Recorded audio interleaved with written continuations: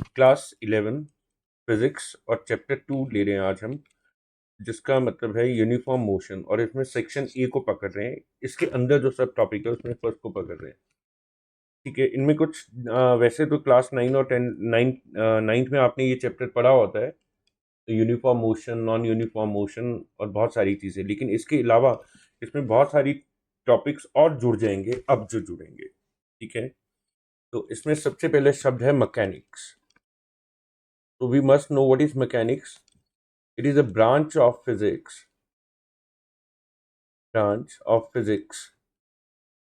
which deals with, किसके साथ deal करती है, which deals with motion of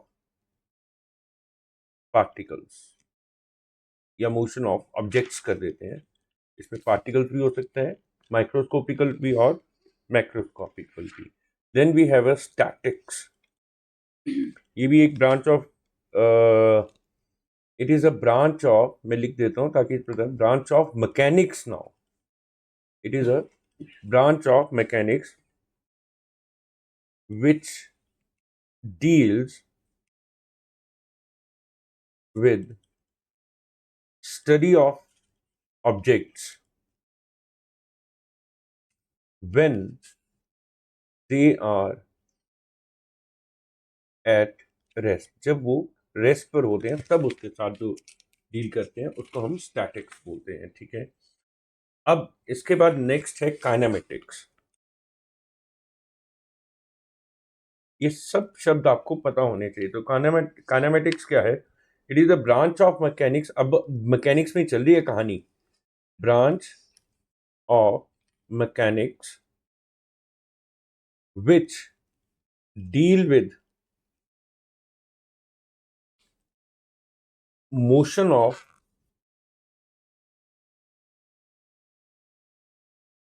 objects without taking account of the factors which cause the motion, which causes the motion। तो यहाँ mechanics और इसमें difference हो गया कि काइनेमेटिक्स में हम study of motion of objects तो करते हैं, लेकिन without taking the factors which cause the motion, कि वो मोशन हुआ क्यों उसके बारे में नहीं हम बात कर रहे हैं, तो कॉज नहीं हम ले रहे हैं। ठीक है, नेक्स्ट जो है आपके पास डायनेमिक्स। अब एक और शब्द आ गया डायनेमिक्स। तो it deals with motion of objects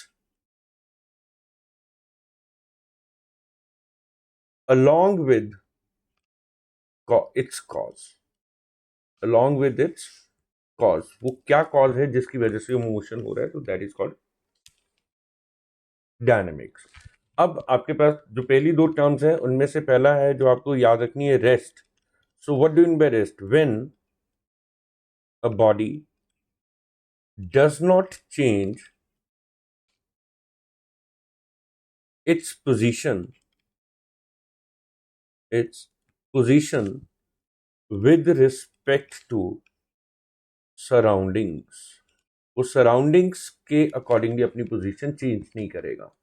ये शब्द सराउंडिंग बहुत इंपॉर्टेंट है। ठीक है, ये भी हम इससे आगे एक आर्टिकल में एक्सप्लेन करेंगे। फिर है मोशन। अब मोशन की बात क्या है?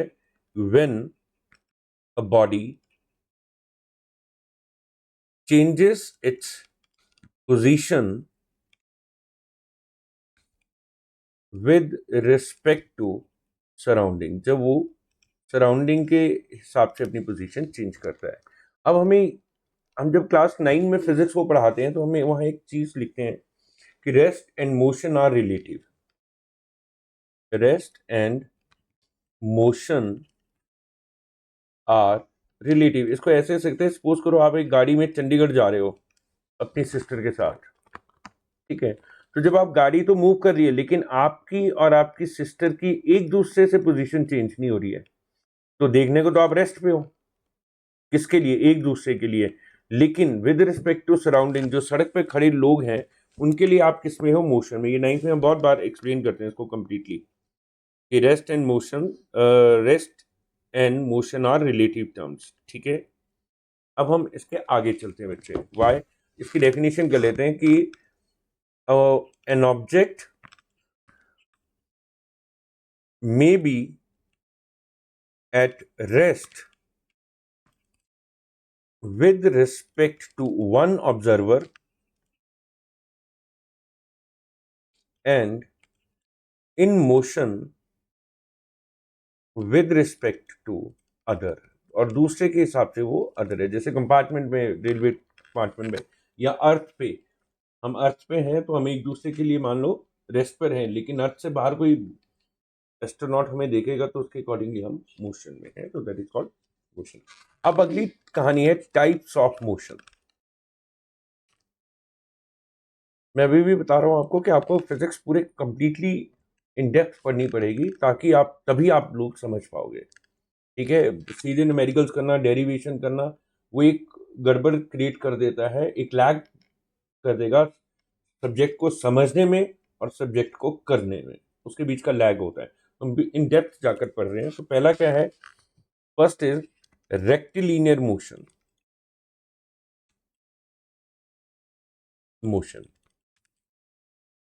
और इसके कंटेक्स्ट में, कंपैरिजन में हम ले रहे हैं ट्रांसलेटरी मोशन। तो जब खतरनाक क्वेश्चन आते हैं तो वो ये शब्दों का यूज करते हैं, तो वहां बच्चे को पता होना चाहिए कि एग्जैक्टली वो क्या बोल रहा है, फिर वो अपने फॉर्मूलाज या अपने कॉन्सेप्ट को लगाएगा। ठीक है, so what is the rectilinear motion.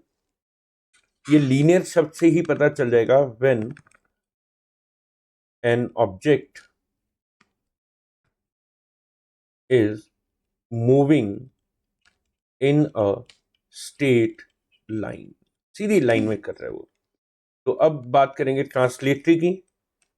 ठीक है, तो ट्रांसलेटरी मोशन क्या हो जाएगा, when in which a body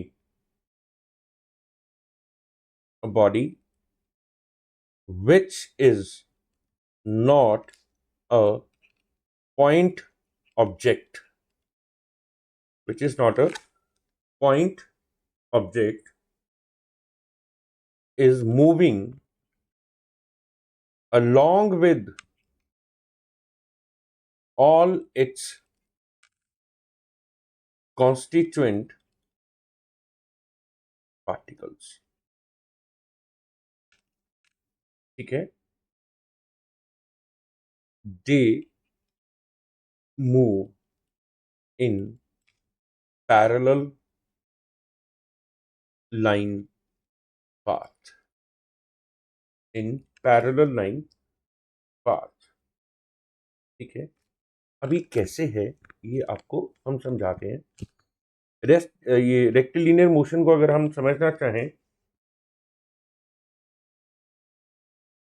एक ट्रेन दिल्ली से बॉम्बे जा रही है, तो उसका जो डिस्टेंस है वो एज कंपेयर टू साइज बहुत बड़ा है। इनमें ट्रेन का जो साइज है एज कंपेयर टू बहुत लेस है इसके लिए, तो हम उसको क्या बोलेंगे, पॉइंट मास ऑब्जेक्ट। उसको क्या बोलेंगे, पॉइंट मास ऑब्जेक्ट। ठीक है, अब ये जा रहा है स्ट्रेट लाइन में यूं सीधा, तो it is a rectilinear motion. ठीक है, अब ये बड़ा भी हो सकता है, ऐसा नहीं है कि ट्रेन ने मान लो पुल क्रॉस किया तो अब दोनों का मास, दोनों का साइज कंपेरेबल है, लेकिन still it is a rectilinear motion because वो एक स्ट्रेट लाइन में जा रहा है और उसके कॉन्स्टिट्यूएंट पार्टिकल को हम ऐसे ले नहीं रहे हैं। ठीक है, लेकिन मान लो एक बॉडी जो है वो स्लिप कर रही है एक प्लेन पर, इंक्लाइन प्लेन पर स्लिप कर रही है। मान लो आपने ऐसे ले ली, इसको सर्कल की जगह ये ले लो।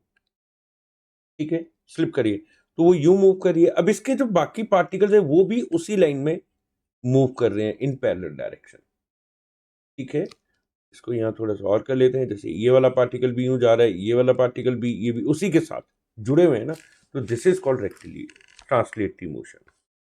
ठीक है, और इनको समझने के लिए हम अलग अलग कॉन्सेप्ट का यूज करेंगे जब आप कनेक्टेड मोशंस और बाकी पढ़ेंगे इसी टॉपिक में। ठीक है, second is circular motion and rotatory motion.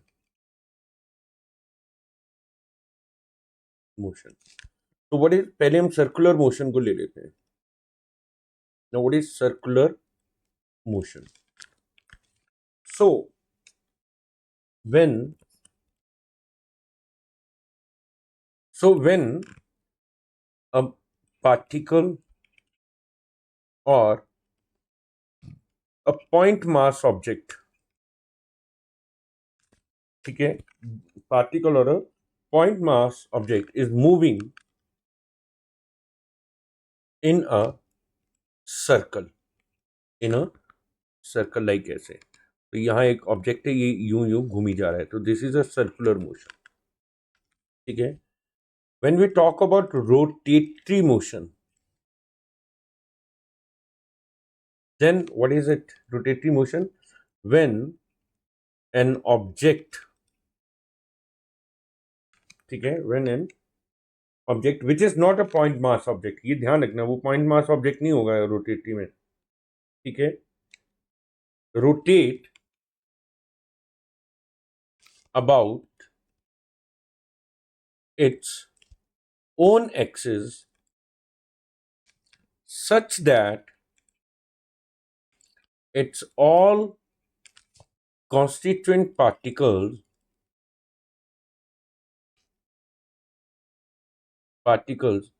are moving in circular motion। अब इसको समझने के लिए आपको अर्थ का मोशन समझना पड़ेगा। when, देखो इसको समझने के लिए, when earth moves around sun, it is a circular motion। ठीक है, but when earth moves or rotate along its own axis, तो यहां क्या बनता है, जब वो अराउंड सन जाता है तो आपका ईयर बनता है।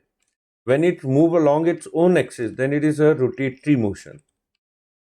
क्या है? रोटेटरी मोशन, और तब बनता है आपका डे। तो उसके कॉन्स्टिट्यूएंट पार्टिकल भी वैसे ही घूम रहे हैं सर्कुलर में। Got it? तो ये आप समझ सकते हैं इसको बहुत आसानी से, रोटेटरी और सर्कुलर मोशन। तो ऑसिलेटरी एंड वाइब्रेटरी मोशन। तो ऑसिलेटरी को पकड़ते हैं पहले तो भैया। Here the object moves to and fro motion, to and fro motion, ठीक है, अबाउट फिक्स्ड पॉइंट, एक फिक्स्ड पॉइंट के आसपास ये टू एंड फ्रो मोशन को करता है। ठीक है, जैसे कि हमने एक पेंडुलम लिया, अब वो यहां था, हमने उसको छेड़ा, फिर वो कभी यहां से यहां, यहां से यहां, यहां से यहां घूम ही जा रहा है, तो this is called your oscillatory motion. ठीक है, then we talk about vibratory. जब हम वाइब्रेटरी मोशन की बात करते हैं, सो ये थोड़ा सा आपको वो करेगा। हियर द ऑब्जेक्ट वाइब्रेट, ठीक है, अराउंड अ फिक्स्ड पोजीशन। तो ये थोड़ा सा इसी दो ऑसिलेटरी और वाइब्रेटरी में थोड़ा सा प्रॉब्लम होती है। तो वाइब्रेटरी मोशन कैसे होता है? जैसे कि आपने सितार लिया और उसकी स्ट्रिंग को थोड़ा सा खींच के छोड़ दिया, तो वो वाइब्रेशन करेगा ऐसे, टन, अपनी पोजीशन पे आगे पीछे घूम रहेगा। पर वो पार्टिकल घूम रहे हैं, पूरे का पूरा नहीं घूम रहा है। इन ऑसिलेटेड वो पूरा घूम रहा है, यहाँ देखो बॉब। ठीक है, सो ये माइक्रोस्कोपिक लेवल पे हो जाता है वाइब्रेशंस। ऑसिलेटरी है, थोड़ी सी मैक्रोस्कोपिक में ले लेंगे हम, बॉल जैसे घूम रही है अराउंड अ फिक्स पॉइंट पे, हमने बांध रखा उसको और वो मूव कर रहा है। यहाँ कोई फिक्स पॉइंट नहीं है, वो मूव अराउंड फिक्स पॉइंट कर रहा है। ठीक है, तो यहाँ एक फिक्स पॉइंट से बना हुआ है ऑसिलेटरी में, और उसमें बंधा नहीं है वो, लेकिन उस फिक्स पॉइंट से आगे पीछे वो मूव कर रहा है। ठीक है, और ये डेफिनेट इंटीग्रल पर करेंगे तो इनको पीरियोडिक मोशंस भी बोलते हैं या हार्मोनिक मोशंस भी बोलते हैं। ठीक है, इसमें एम्पलीट्यूड इज लार्ज, ये ध्यान रखना। ऑसिलेटरी में एम्पलीट्यूड इज लार्ज, मतलब the distance from the mean position is very large. Here the amplitude is very small, मतलब ये माइक्रोस्कोपिकल लेवल पर होता है, लेवल पर है। ठीक है जी, यहां तक बात समझ आ गई। कॉन्सेप्ट ऑफ मास ऑब्जेक्ट हम आपको पहले बता चुके हैं। अब जो नई कहानी शुरू होगी वो होगी फ्रेम ऑफ रेफरेंस पर। फ्रेम ऑफ रेफरेंसेस की बड़ी मस्त सी कहानी है। रेफरेंस, हम देखो फिजिक्स पढ़ रहे हैं, साइंस पढ़ रहे हैं, और साइंस की जो स्टार्टिंग है वो on the basis of comparison है। किस पर है? कंपैरिजन है। तो कंपैरिजन के लिए कोई दूसरा भी तो होना चाहिए। तो जब हम मोशन कर रहे हैं तो मोशन भी किसी रेफरेंस से ही होगा। जब वो अपनी पोजीशन चेंज करेगा तो किसी रेफरेंस से ही करेगा ना, ऐसे तो नहीं कि मुंह उठाकर इधर उधर चल पड़ा और हम बोले हाँ जी मोशन हो गया। No, because science we need a very fixed and a hard facts. ठीक है, सो फ्रेम ऑफ रेफरेंसेस जो होते हैं उनको हम अलग अलग, इसके लिए अलग अलग डेफिनेशंस हैं। वैसे मैं आपको नॉर्मल बता देता हूं कि frame of references basically it is a system of coordinate axis attached to an observer having a clock with him. उसके पास एक क्लॉक है, वो एक कोऑर्डिनेट एक्सिस के साथ जुड़ा हुआ है।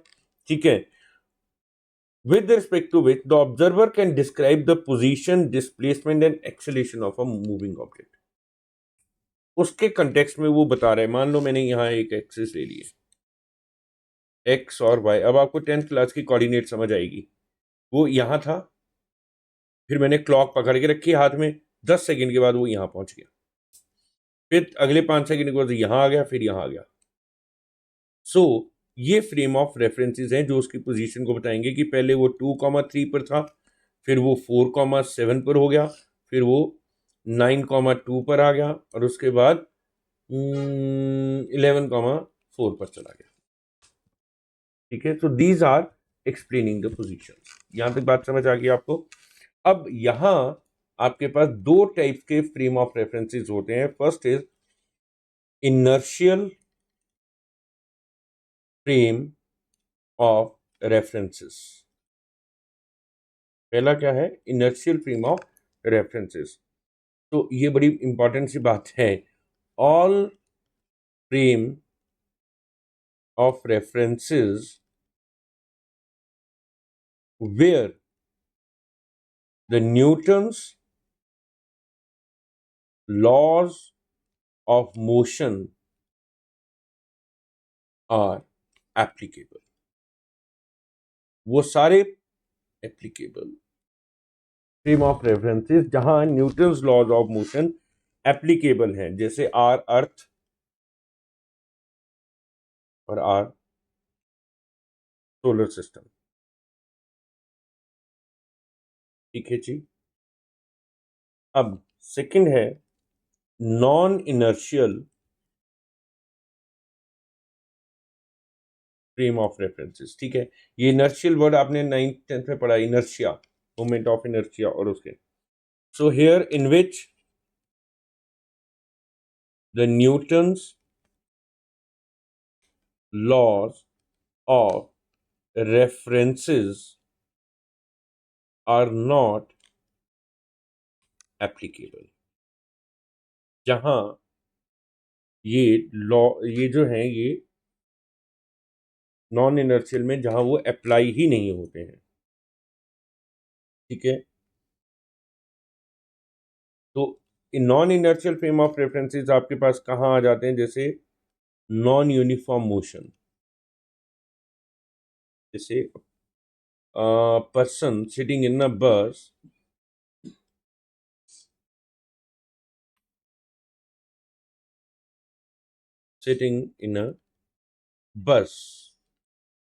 moving with variable velocity.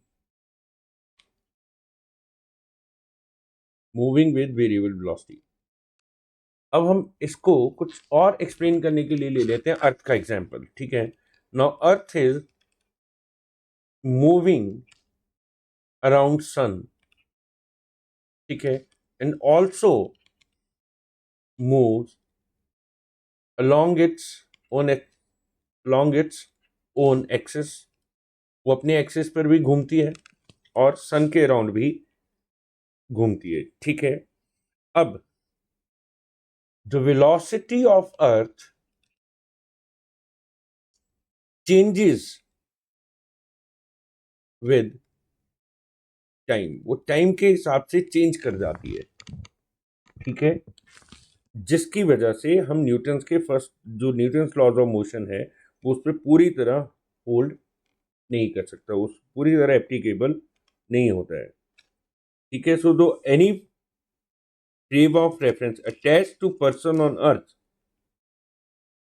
for observing things outside the earth is non-inertial।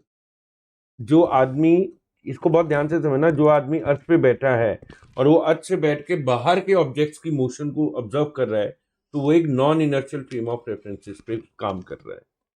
लेकिन वही आदमी जब अपने ही अर्थ पे बैठे, अर्थ पे एग्जिस्ट करे हुए लोगों का मोशन देखता है तो उसके लिए इनर्शियल फ्रेम ऑफ रेफरेंसेस, ठीक है, क्योंकि वहां समय और गति में डिफरेंस आ जाता है, ठीक है। इसी को आइंस्टीन ने काफी एक्सप्लेन किया था, ठीक है। अब इसके बाद की जो कहानी है वो motion in 1 dimension, motion in 2 dimension है, 3 डायमेंशन है, तो वो आपको हम पहले भी 9th क्लास में सिखा देते हैं, उसका कोई इशू नहीं। अब जो मेन कॉन्सेप्ट आपको यहां समझना है वो एक और बात है, और वो है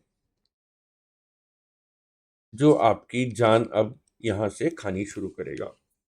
तो उसमें पहला शब्द आपके पास आ जाएगा scalar quantities. Oh my God, यहां से जान खानी शुरू हो जाएगा। Now what do you mean by scalar, क्या समझते हैं प्रभु आप स्केलर क्वांटिटी से? क्लास 9 में भी हमने एक बार बताया था आपको जब हमने डिस्टेंस और डिस्प्लेसमेंट एक्सप्लेन किया था। वो वीडियो मेरा बहुत पुराना पड़ा हुआ है, इसमें जब मैंने 9th क्लास को ये समझाया था कि स्केलर क्वांटिटीज क्या होती हैं और वेक्टर क्या होती हैं। तो मैं इसको ना जीवन के पहलू से समझते हैं। एक बच्चा है 9th क्लास में, ठीक है। अब उसकी 10th आएगी बोर्ड और उसके बाद उसने जाना है +1 +2 में, ठीक है जी। पढ़ रहा है वो जबरदस्त, पर सवाल ये पैदा होता है उसको ये नहीं पता कि उसने +1 +2 में रखना क्या है। तो पढ़ रहा है वो तो वो स्केलर क्वांटिटी है क्योंकि उसको डायरेक्शन नहीं पता मैंने क्या करना है, which has magnitude but not direction. So all quantities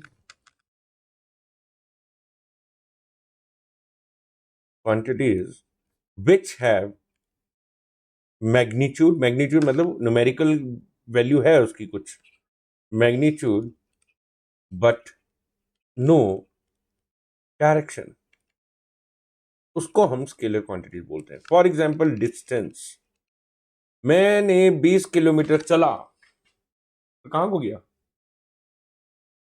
कहाँ को गया मुझे नहीं पता, मैंने तो यही बोला ना, शब्द क्या है। मैं 20 किलोमीटर चला, पर कहाँ को चला? नॉर्थ, ईस्ट, वेस्ट, साउथ, ऊपर, नीचे, कहाँ गया भैया? नहीं पता ना, पर 20 किलोमीटर तो है ना उसमें डिस्टेंस, 20 किलोमीटर चला हूं, तो that is a scalar quantity, ठीक है। और ले लेते हैं मास।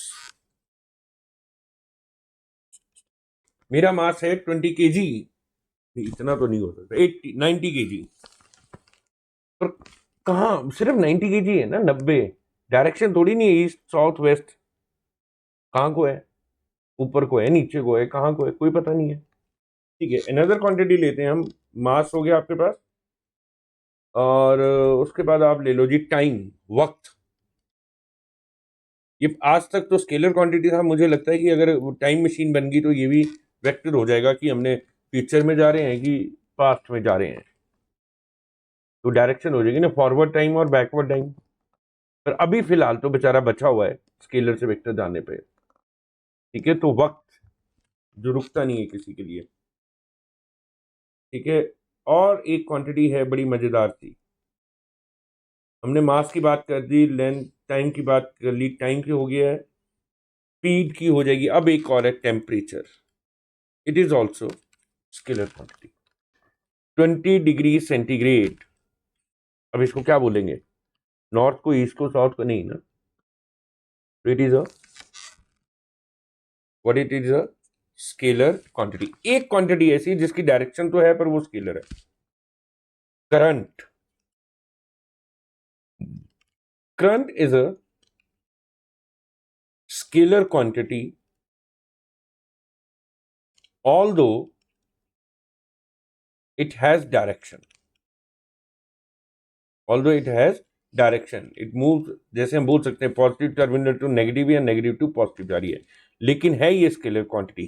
तो ये मैं आगे एक्सप्लेन करूंगा कि ये क्यों है स्केलर क्वांटिटी, ऐसी क्या मौत पड़ेगी बेचारे को, ठीक है। यहां से बहुत सारी चीजें अब आप समझना शुरू कर रहे हैं। That is a scalar quantity, ठीक है। अब हम चलते हैं वर्क, काम, काम कर रहे हैं भैया हम, किस डायरेक्शन में कोई पता नहीं है, ठीक है। अब आ जाओ वेक्टर क्वांटिटीज।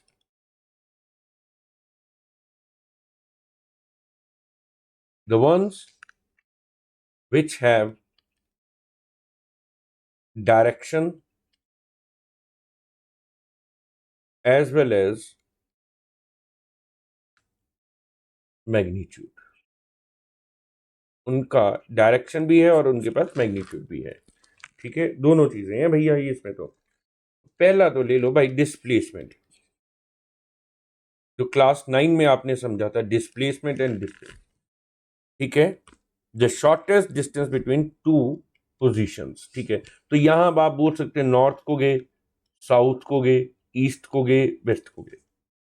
तो अभी वही 9th क्लास का बच्चा लेते हैं, पहले उसको कख पता नहीं था, उसने +1 +2 में क्या लिखना है, क्या रखना है, लेकिन एक झटका लगा, फिर कुछ अच्छे से लोग मिले, फिर उन्होंने बताया कि भैया तुम्हें किसी डायरेक्शन में तो काम करना है, तुम क्या करना चाहते हो। तो जैसे मान लो उसने बोला मैंने नॉन मेडिकल लेना है या मैंने आर्ट्स लेना है, मैंने यूपीएससी क्लियर करना है, तो उसको एक डायरेक्शन मिल गई। अब जब वो पढ़ रहा है तो वो उसको माइंड में लेकर पढ़ा, यही सीबीएसई कर रहा है न्यू एजुकेशन पॉलिसी में, कि आपको 9th में सोचना पड़ जाएगा कि आपने क्या करना है। इसीलिए वो मैथ्स एडवांस, मैथ्स और साइंस एडवांस इंट्रोड्यूस किया उन्होंने 25-25 नंबर का, ठीक है। सो वो बच्चा अब उसको अगर पता है कि मैंने यहां जाना है तो वो क्या बन गया, वेक्टर क्वांटिटी। तो displacement is the one of the best example for scalar quantities. ऐसे हम एक और ले लेंगे इससे जुड़ता हुआ, वेलोसिटी, उसके साथ एक्सेलरेशन, ये सब के सब वेक्टर क्वांटिटी। जैसे अगर मैं यहां बात करूं स्केलर में, तो पहला क्या हो गया, डिस्टेंस, डिस्टेंस से आएगी स्पीड, तो स्पीड भी स्केलर क्वांटिटी और डिस्टेंस भी स्केलर क्वांटिटी है। लेकिन when I talk about displacement, तो डिस्प्लेसमेंट से जाएगी वेलोसिटी और वेलोसिटी से जाएगी एक्सेलरेशन। ऐसे ही फिर फोर्स, वेक्टर क्वांटिटी, किस डायरेक्शन में फोर्स में बताना पड़ता है कि किस तरफ को जा रही है फोर्स, किस डायरेक्शन को हम लगा रहे हैं फोर्स को, ठीक है। टॉर्क, सुना ही नहीं होना आदों ने तो इसका नाम, torque which produce turning effect, ठीक है। टॉर्क, गाड़ी का टॉर्क, तब समझ आ जाएगा कि गाड़ी का टॉर्क होता है, कितने टॉर्क में वो मूव करती है, ठीक है बच्चों। यहाँ तक बात समझ आ गई, यहाँ तक ही अभी आपको समझना पड़ेगा। अब फिजिक्स में ये दो ड्रामे उन्होंने वेक्टर और स्केलर के किए क्यों, अब मैं आपको यहाँ बताता हूँ। जो स्केलर है इस पे सिंपल अरिथमेटिक ऑपरेशंस लग सकते हैं, जैसे plus, minus, multiplication and division, ये वैसे ही होगा जो सिंपल मैथमेटिक्स आपका यूज होता है। But when we talk about vector, so we have to use vector algebra, जिसके रूल्स वो नहीं हैं जो स्केलर के हैं। स्केलर में ए 2 + 2 4 होता है, लेकिन जब हम वेक्टर का यूज करेंगे तो 2 + 2 0 भी हो सकता है, क्योंकि अगर मान लो मैंने कहा कि मैंने 2 स्टेप्स नॉर्थ ईस्ट को लिए और 2 स्टेप्स वेस्ट को लिए, अब बताओ मेरा टोटल डिस्टेंस कितना हुआ। तो 2 इधर को गया और इसको माइनस करना पड़ेगा क्योंकि वो ऑपोजिट डायरेक्शन है, तो अल्टीमेटली आपने 0 किया, जहां थे वहीं चल पड़े। जैसे हम सुबह उठे कि आज तो हम पूरा पढ़ लेंगे मैथ्स, ठीक है। तो in the same way we have different formulas for even multiplication. When we talk about scalar में multiplication मतलब 2 into 2 4, got it. But when we talk about vector multiplication, then you have dot product and cross product. वो depend करेगा कि आपका जो result है वो scalar है या प्रोडक्ट में आएगा। तो ये सारी चीजें हम पार्ट 2 में अच्छे से समझेंगे, जहां हम एक एक जहां हमें ये अलजेब्रा मैथ पढ़ना पड़ेगा। वैसे तो इनको हम सिखा देते हैं बेसिक्स ऑफ फिजिक्स में, इंट्रोडक्शनरी चैप्टर्स में हम सिखा देते हैं, पर या मैथमेटिक्स टूल्स में भी इन चीज़ों को सिखाया जाता है। Vector algebra, triangle law of vector addition, parallelogram law of vector addition, ये सब कुछ। तो बच्चों मुझे ये लग रहा है हम एक चीज़ भूल गए। मैंने एक तो मैथमेटिकल पार्ट आपको नहीं करवाया है जिसमें इंटीग्रेशन डिफरेंशिएशन भी हैं, उनका यूज ऑफ फिजिक्स। जैसे डिफरेंशिएशन है वो rate of change of quantity देता है, तो हमने वो नहीं किया, वो मुझे आपको सिखाना पड़ेगा।